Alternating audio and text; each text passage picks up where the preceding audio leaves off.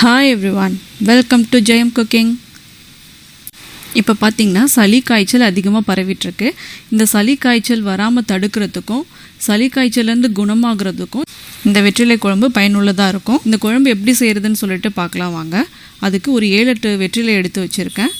இது கூட கற்பூரவள்ளி இலை கொஞ்சம் சேர்த்துக்கிறேன், ஒரு 4-5. இதை ஓமவல்லி இலைன்னு சொல்லுவாங்க. கற்பூரவள்ளி இலையும் சளியை குணப்படுத்தக்கூடிய ஒரு நல்ல மருந்து தான். இப்போது இந்த இலைகளை இது மாதிரி சின்ன சின்னதாக கட் பண்ணிக்கலாம். வெத்தலையில் அவ்வளோ மருத்துவ குணம் இருக்குது. சளி காய்ச்சலுக்கும் நல்லது. பசி எடுக்காத குழந்தைங்களுக்கு கொடுத்தா நல்லா பசி எடுக்கும். இப்போ குழம்பு செய்கிறதுக்கு கடாய் வச்சுட்டு சூடானதும் கொஞ்சமாக எண்ணெய் சேர்த்துக்கிறேன். 1 கப் சின்ன வெங்காயம் சேர்த்துக்கிறேன். சின்ன வெங்காயத்தை நல்லா வதக்கிக்கலாம். அது வதங்கினதுக்கப்புறமா ஒரு தக்காளி, பெரிய சைஸ் தக்காளியை சேர்த்துக்க போகிறேன். சேர்த்துட்டு அதையும் வதக்கலாம். தக்காளியும் வெங்காயமும் லைட்டாக வதங்கினா போதும்.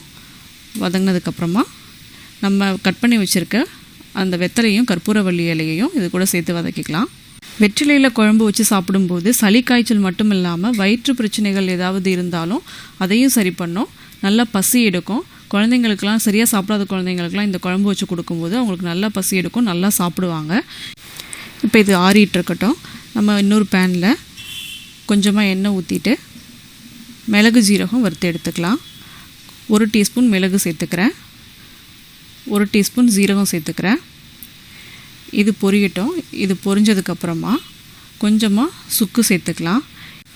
சுக்கு, மிளகு, ஜீரகம் எல்லாமே ரொம்ப நல்லது உடம்புக்கு. சளிக்கும் நல்லது, வயிறு பிரச்சனைக்கும் ரொம்ப நல்லது. இதை ஆற விட்டுட்டு மிக்ஸி ஜாரில் போட்டுட்டு ஃபஸ்ட்டு அடித்து எடுத்துக்கலாம். வெங்காயம் தக்காளி கூட சேர்த்து அடித்தோன்னா இது சரியாக அரைப்படாது. அதனால் இதை ஃபஸ்ட்டு அரைச்சி எடுத்துட்டு அதுக்கப்புறமா நம்ம வெங்காயம் தக்காளி வெற்றிலலாம் வதக்கி வச்சுருக்கோம்ல, அதை இது கூட சேர்த்து அரைச்சி எடுத்துக்கலாம். இப்போ நான் அரைச்சி எடுத்துகிட்டு வந்துட்டேன். இந்த மாதிரி அரைச்சி எடுத்துக்கணும். இதுக்கப்புறமா குழம்பு செய்ய ஸ்டார்ட் பண்ணலாம். மிளகு ஜீரகம் வறுத்த அதே பேனில் 2 டேபிள் ஸ்பூன் அளவுக்கு எண்ணெய் சேர்த்துக்கிறேன். எண்ணெய் சூடானதுக்கப்புறமா 1 டீஸ்பூன் வெந்தயம் சேர்த்துக்கிறேன். 1 டீஸ்பூன் கடுகு சேர்த்துக்கிறேன். பொரிஞ்சதுக்கப்புறமா 1 டீஸ்பூன் ஜீரகம், 1/2 டீஸ்பூன் பெருங்காயத்தூள் சேர்த்து பொரிய விடலாம். இது நல்லா பொரிஞ்சதுக்கப்புறமா கொஞ்சம் கருவேப்பிலை சேர்த்துக்கலாம். கருவேப்பிலையும் சேர்த்து பொரிஞ்சதுக்கப்புறமா 10 பல் பூண்டை 2ஆக கட் பண்ணி வச்சுருக்கேன். அதை அது கூட சேர்த்து வதக்கிக்கலாம். 10 சின்ன வெங்காயத்தை 2 கட் பண்ணி வச்சுருக்கேன். அதையும் இது கூட சேர்த்து வதக்கிக்கிறேன். இது கொஞ்சம் வதங்கினதுக்கப்புறமா நம்ம அரைச்சி வச்சுருக்க அந்த பேஸ்ட்டை இது கூட சேர்த்துடலாம். மிக்ஸி ஜாரை கழுவி ஊற்றிடுறேன். ஊற்றிட்டு கொஞ்சம் கிளறி விடலாம். ஸ்டவ்வை மீடியம் ஃப்ளேமில் வச்சுட்டு இதை வதக்கிக்கலாம். இது கொஞ்சம் வதங்கட்டும். ஸ்டவ் மீடியம் ஃப்ளேம்லேயே இருக்கட்டும். இப்போது 1 டீஸ்பூன் உப்பு சேர்த்துக்கலாம். கல் உப்பு சேர்த்துக்கோங்க. 1/2 டீஸ்பூன் மிளகாய்த்தூள் சேர்த்துக்கோங்க.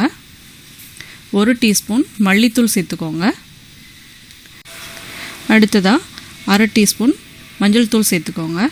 சேர்த்துட்டு இது எல்லாத்தையும் கிளறி விடலாம். மசாலாவுடைய பச்சை வாசனை போகிற வரைக்கும் இதை கிளறிக்கலாம். ஸ்டவ்வை மீடியம் ஃப்ளேமில் வச்சுட்டு கிளறிக்கலாம். தண்ணி இன்னும் சேர்க்காததுனால அடி பிடிக்கிறதுக்கு வாய்ப்பு இருக்குது. இப்போ நம்ம புளிப்புக்கு புளி சேர்க்க போகிறதில்ல, எலுமிச்சம்பழச்சாறு தான் சேர்க்க போகிறோம். புளி சேர்த்தோன்னா வெத்தலையோடைய மருத்துவ குணத்தையே அது எடுத்துரும். அதனால எலுமிச்சம்பழத்தை புழிஞ்சு சேர்த்துக்கிறேன். இது அரிசி கழுவுன தண்ணி, 2ஆவதாக கழுவுவோம்ல அந்த தண்ணியை அதை சேர்த்துக்கிறேன்.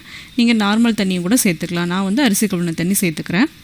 இப்போ இதை நல்லா கிளறி விட்டுட்டு மூடி போட்டு ஒரு 5 நிமிஷம் வேக விடலாம். 5 நிமிஷம் வெந்ததுக்கப்புறமா ஓப்பன் பண்ணி பார்க்கலாம்.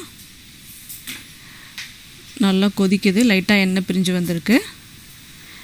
இதை இன்னும் ஒரு 2 நிமிஷத்துக்கு மூடி போடாமையே கொதிக்க விடலாம். ஒரு 2 நிமிஷம் கழித்து பார்த்தோன்னா இந்த மாதிரி எண்ணெய் பிரிஞ்சு வந்திருக்கு. இதில் மிளகு ஜீரகத்தூள் சேர்த்துக்கிறேன். நம்ம ஆம்லேட் போடுறதுக்கு மிளகு ஜீரகத்தூள் அடித்து வச்சுருப்போம்ல, அதுதான். அதை இது கூட சேர்த்துக்கிறேன். சேர்த்துட்டு கிளறி விடலாம். அவ்வளோதான், வெற்றிலை குழம்பு ரெடி ஆகிடுச்சு. மிளகு, ஜீரகம், சுக்கு, வெற்றிலையெல்லாம் சேர்த்துருக்கிறதுனால குழம்பு கொஞ்சம் காரமாக இருக்கும்.